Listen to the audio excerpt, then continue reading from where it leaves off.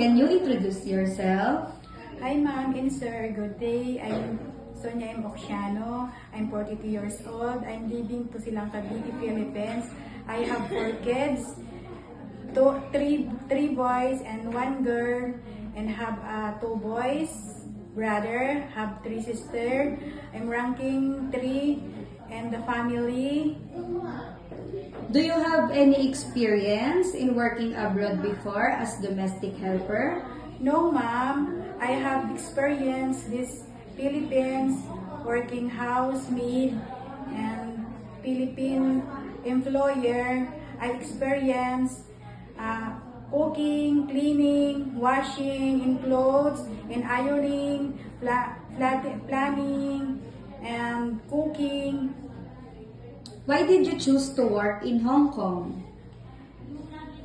Because Hong Kong high salary and a good country. Do you know how to cook some simple Chinese food? Yes, ma'am. I know cook chow fan and fried chicken and steamed fish and egg and vegetable. Are you willing to learn more? Yes, ma'am. I'm willing to learn. I learn to YouTube. Are you willing to take care of a newborn baby? Yes, ma'am. How about an elder person? Okay, ma'am. Yes, ma'am. What if the baby has a fever? What will you do? I check the temperature 36 above. I said the employee, Madam, baby have a fever. Go to doctor, check up. I give the medicines.